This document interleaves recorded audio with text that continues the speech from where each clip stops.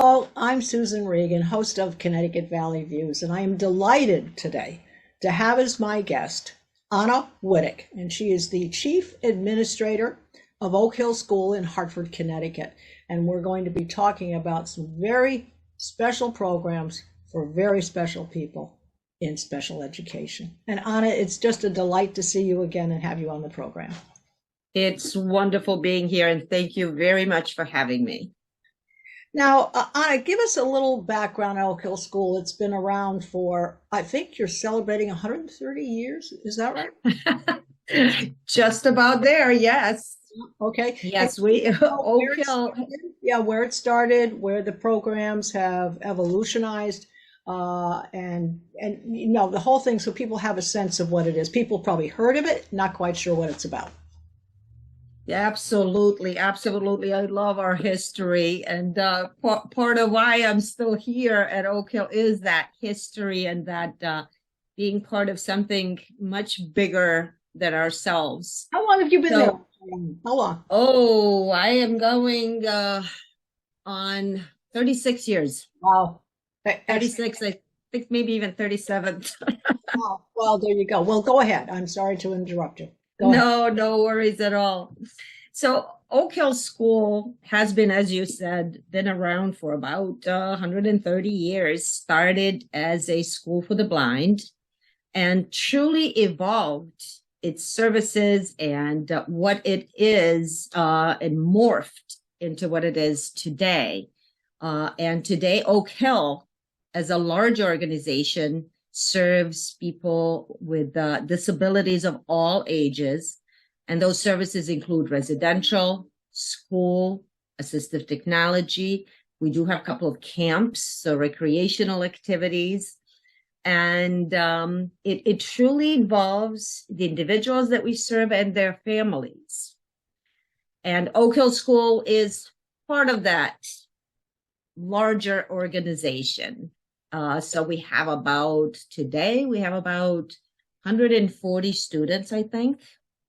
And we are a state approved special education school. What that means really is that we follow all the federal and state regulations, and we partner with public school districts to provide the most appropriate educational program for district students. So it really is it's a beautiful partnership, and it's a lot of fun individualizing program for each student. Sure. Now, when we talk about serving the community, and you do have people, I think they age and range as young as 3 to what age? 3 through 22. Actually, the legislation just changed. Where it is clear that students are entitled to education to the age of 22. Okay. Now, and would you say the greater proportion is within an age range of what to what? Where is the greatest quote unquote student body you have? The greatest numbers of is age range between 13-ish to 22. Okay. And truly it's during COVID and right after COVID, and even today, we are seeing referrals more of a younger children, even as young as 6 years old. But truly what has been happening is these little ones, if they're 6 now, they were 3 years old when COVID hit. Nobody had eyes on them, and the families just dealt with the special needs that they were not maybe even aware that the children had. Well, that's the thing, because they were being masked, and part of the communication that you share obviously is visual, because some of them perhaps can't hear or can't speak well, but they go through the emotions on the face, and the face is being covered up. So it makes it twice as difficult. Absolutely, absolutely. And us educators physically did not have eyes on the children because they were at home. They were not coming to school during COVID. So now after COVID, they're 6 years old. So we missed few of those crucial years of providing that educational service, and the kids are being referred to private schools at a very young age because the districts are not able to meet their needs. The needs are high, especially social emotional learning. Okay, so give us a sense then, so our viewers will understand. Is it a learning disability? Is the greatest, I guess, the greatest need for support to these young people? Is it emotional? Is it physical because of physical deformities or inabilities?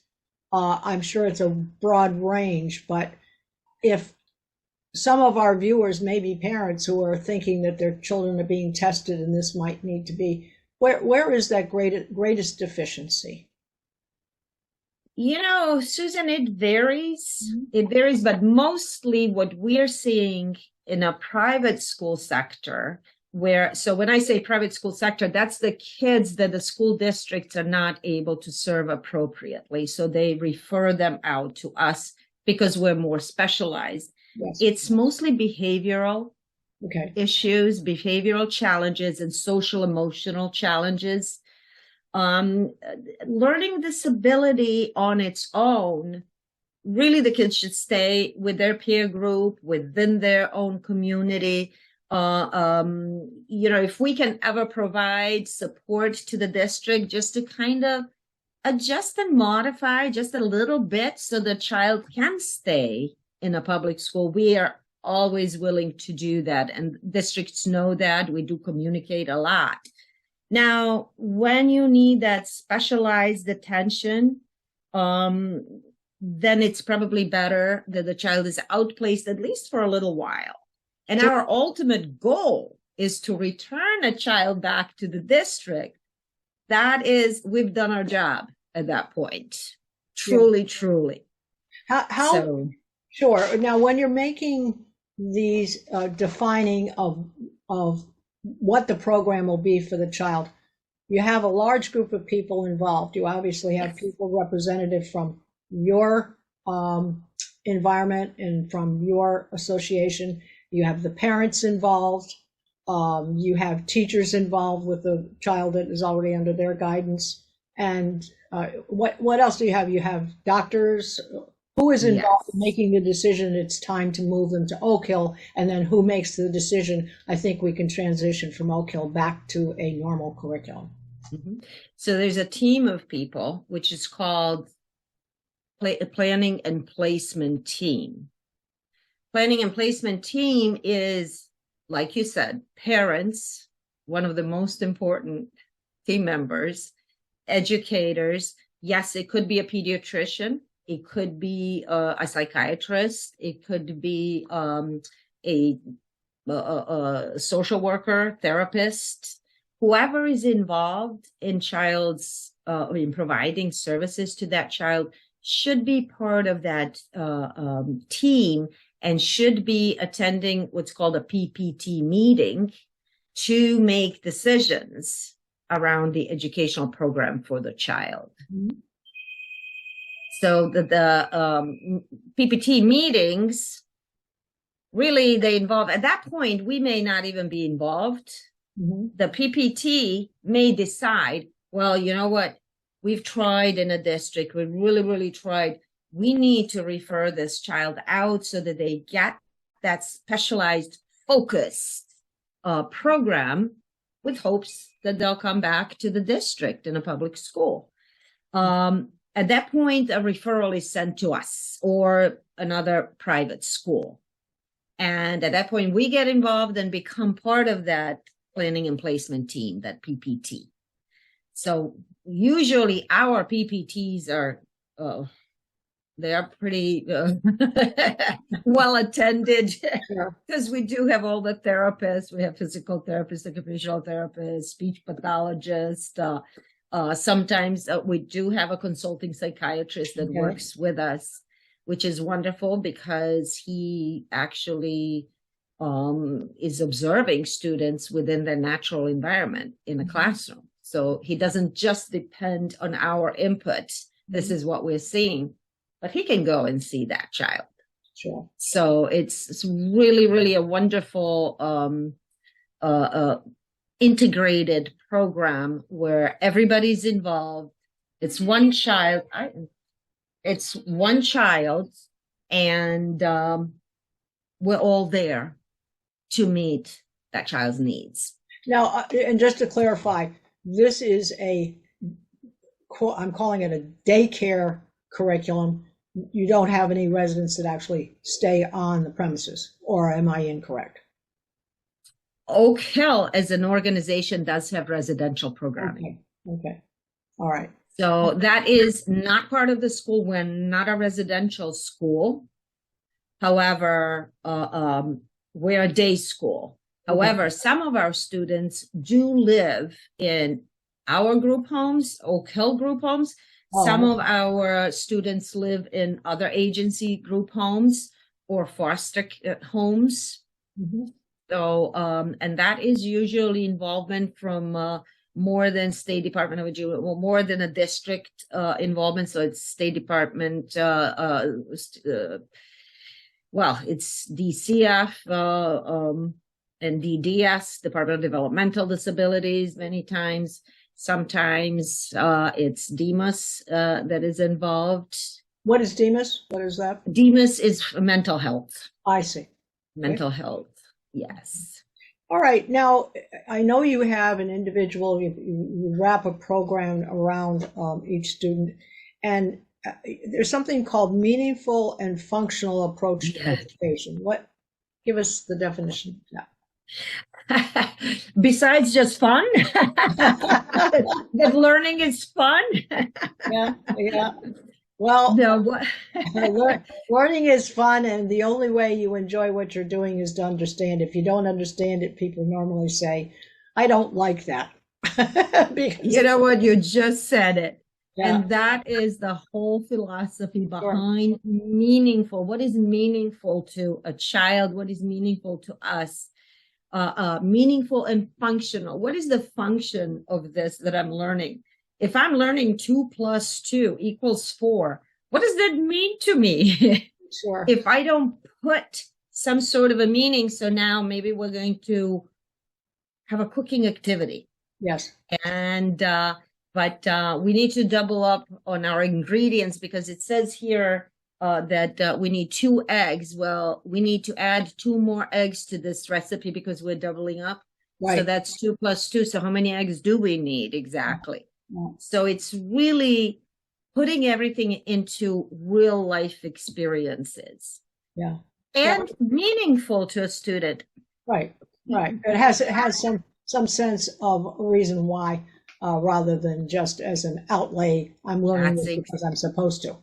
That's exactly, physical therapy, for example, there's something that many of us can relate to. If you've been to physical therapy, you're there and they're doing these exercises, and then you have to do these exercises. Just so boring. Yeah.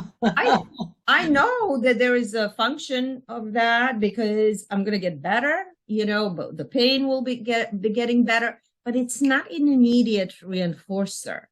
Sure. But now, if we can tie that physical therapy to something that we enjoy doing, so for some of our students, they're learning to walk. And if we just have them at the walker, which is a walking aid, kind of like for children, if we just have them walk 20 feet that way and then 20 feet back, there's no meaning to that. Right. But if we go and maybe deliver a letter to the school office, and then they get a sticker for that, right, now that becomes meaningful. Yes. And they are still practicing that walking. Yes. They're still doing this skill. It's an accomplishment. It's an accomplishment. Yeah, and something for them to be proud of and be involved in. Now, give us just a sense of how you are supported, since you are a public school, per se. The state obviously does the larger part of supporting you financially. Is that correct? As an organization, as Oak Hill as an organization, yes, the state has, the state is a major funder, and it's specifically Department of Developmental Disabilities. Now, the school is supported by municipalities. So Uh-huh. really, the school district pays the tuition to Oak Hill Sure, to serve their students. sure. So, So and that you, is what schools yeah, support comes from. and you would take students from any of the 169 towns. Yes. Okay. Yes. And we're spread out throughout the state of Connecticut, and we try to serve every single region of the state, because there definitely is a need, and we don't want children to travel too far. Sure. And we want them to stay closer to their communities, because that's where they will continue to live. So do I understand correctly then that physically they may not come to the Hartford one, but there are outlying Oak Hill schools, if you will? Yes. Extensions. Yes. So yes, we have Oak Hill schools in our HK. It's Higganum, really. It's Haddam Killingworth High School. We have a classroom. We're paying rent within a public school, just so that we have the best of both worlds to kind of integrate our kids with a peer group. So kids from Hartford, from Shoreline, all over, they go there. We have another classroom in Portland within an intermediate school. We have one in New Hartford, in Anna Antolini School. We have a classroom in Hebron, Connecticut. In Bristol, there's a large, that's a school on its own, in Bristol, Plainville, within Plainville Middle School. Which one am I missing? Hartford. The heartbeat, the center of the. Exactly. Hartford, we do have 4 classrooms there. So that is another school. And really, it started as a classroom readiness program that we called, where we accepted referrals that really had some challenging behaviors, that there were kids that were struggling and needed more of a private, setting, with a goal of integrating whenever they were ready to integrate into the public school. But the program evolved, and many of the parents, when they see, they just want that. Sure. Well, talking about the different areas that you serve, and you have currently there's a shortage of teachers for the regular curriculums throughout schools in the United States. Tell us about where you are, status of the proper people, the licensed people, and so forth. Has there been an issue there in being able to hire the right folks? Unfortunately, we are joining our nation in this shortage. And recently I was at the private state-approved private school association conference, annual conference, and they used an analogy of educators being marbles, and then we're all playing hungry hippo game. Of course. Grabbing each other's marbles. Yeah, right. Right. And the point is that we need to do a lot of advocacy at the state and federal level to see how can we increase those marbles. Right. Part of that is the professional recognition. Of course. Teachers, it is pretty difficult. I can't say that it's an easy job, but it's a beautiful job. I would never want to do anything else. But I've been doing this for many, many years. And I see it. I go home every single day knowing that I made a difference in some way for somebody. Well, see, that's your reward. That's like walking the letter to the office, and you see what you're doing and it has purpose.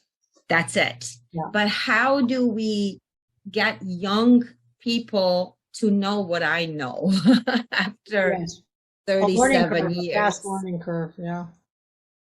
Yes. So we need to advocate to have that professional recognition.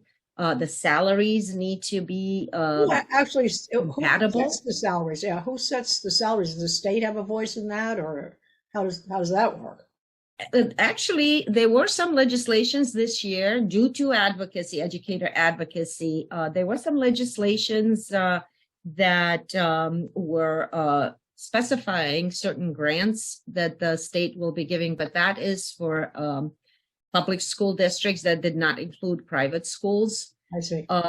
Which, I can understand that because we have our tuition. So if we want to raise our teacher's salary, our tuition goes up, which again goes, tuition is higher for the public schools. Yeah. But the state does not really have too much say in the teacher's salary. It's negotiated with the teacher union for the public schools. All right. And private schools are not included in a teacher retirement plan. Oh, that's interesting.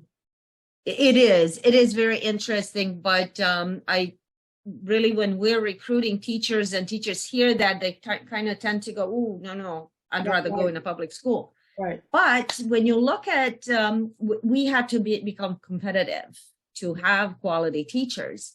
So when, as part of the teacher retirement benefit, you do not receive Social Security. Oh. Unless you're working outside of the school district, unless you're working as in a different profession as well. So with us, we do have a pretty good retirement plan. We have a 403B plan, but then on top of that, 401, how does that differentiate from a 401k? It's pretty much the same thing except for educational facilities and nonprofits. I see. Well, and as you said, there's professional growth, which I think is definitely an advantage because people feel as though they've learned something in addition. It's a poor example, but if you're an electrician and then somewhere along the way you get to do an internship under a plumber and then gets extended to building houses, that continual growth in resume does add up, and it's something to be proud of. And I think there's a lot. I mean, it's very realistic given today's inflation, the cost of things, the cost of medicine, the cost of supporting your family, etc. The money income is very important, but I think that also, they say what the expression is that if you really like what you're doing, you'll make plenty of money at it. Yeah. And if you really like doing this and you like helping people and you like helping, because it goes so much further, Anna, than just the student itself. It's helping the mother and the father and the siblings. That's what you're supporting as well. This is an extended benefit. This is not just the student getting better or it's a very wide range. Grandparents, it's a broad ranging benefit to an entire family and to a community. Absolutely. People need to understand that some of these young people are, as you said, up until 22, then they need to transition to a job in the real world.